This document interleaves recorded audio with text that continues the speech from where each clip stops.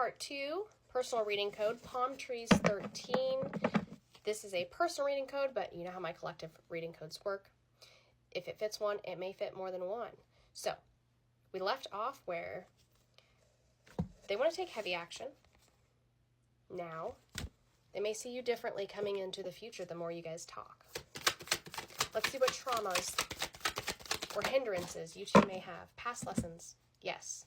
It's talking heavy about boundaries. Spirit may be urging you that there are heavy boundaries needed in this relationship because you are an overgiver.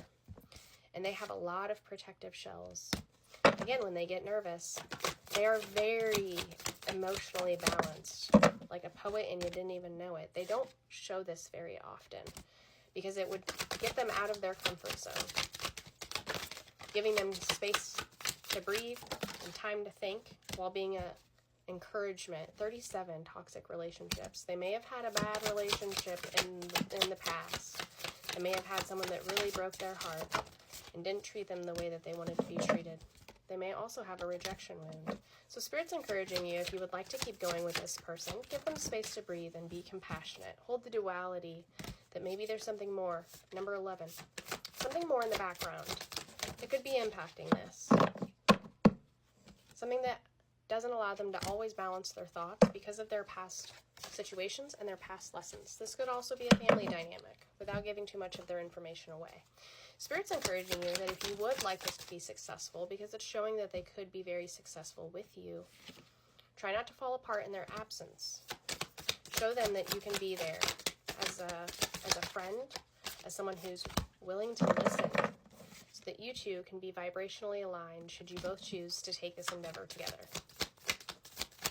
Again, you're very transparent and there's nothing wrong with that. However, it can be a trigger for other people. It may not always come out why. They may wonder why you say what you say or what you do. So Spirit's encouraging you to be very compassionate here, because this does show someone who could be very stable and sees you in a very good lighting. Even though you intimidate them, and even though they have some past lessons. Again, with boundaries, it's holding very strong with boundaries.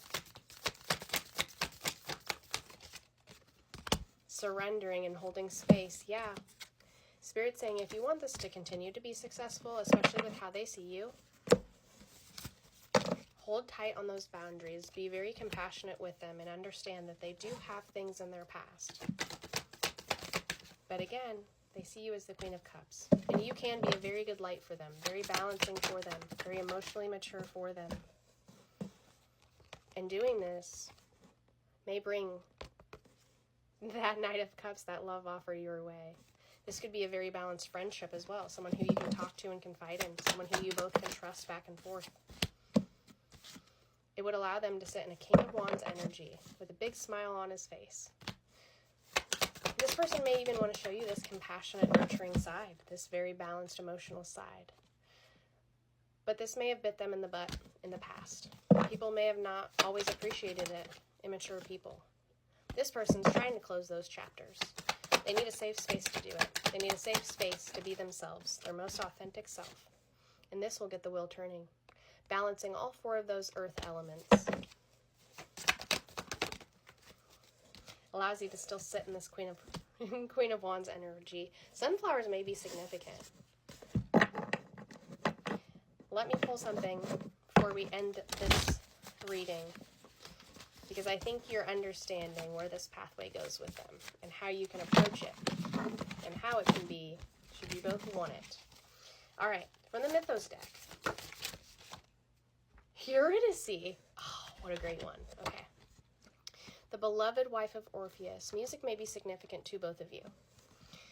With her husband, she enjoyed a simple but happy life in a small town near Olympus. Of course, she was a great beauty. As such, she attracted unwanted attention from a minor god of agriculture and was killed while he pursued her. Her absence was unbearable to Orpheus. The hero musician journeyed to hell and asked Hades to bring her back to life. When Hades agreed, it was on the condition that Eurydice followed her lover 10 paces behind and out of sight.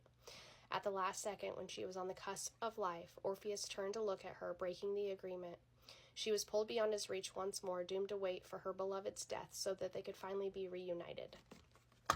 This person really may be deeply a poet at heart. They have very beautiful ways to express their emotions, and honestly, they may not show this to everyone, and if you're special enough to see it, it may benefit you greatly. Anything else? Yeah, the boar. Okay, the Caledonian boar. And this is coming out more for this person. Again, they hold that duality.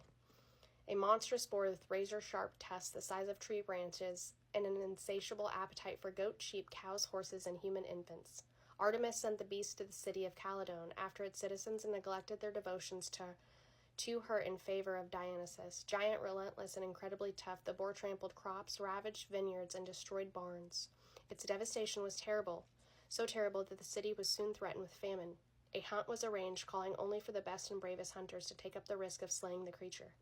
Many notable figures answered the call, including Jason and Asclepius, but it was Atlantia and the Argonaut who finally killed it.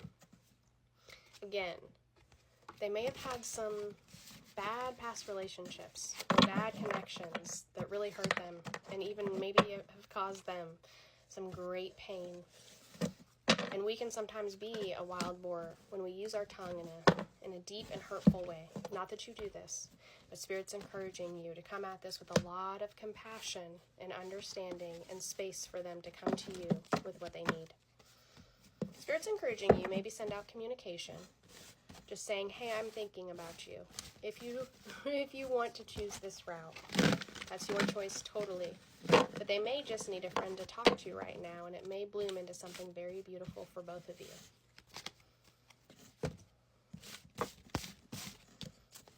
One more from Cries of the Soul. Anything else to help them, Spirit? Yeah, limiting beliefs. I accept and balance all of my thoughts. Just remember, in your guys' absence, you guys can think compassionate and beautiful thoughts through the ethers. Send beautiful and happy, positive intentions and love their way. And they may just hear that through the sound waves, the frequencies. Again, this person may find music very special. It may be very healing for them in private. And maybe you'll receive a beautiful communication in return. Let me know how it goes. Thanks for choosing me as your reader.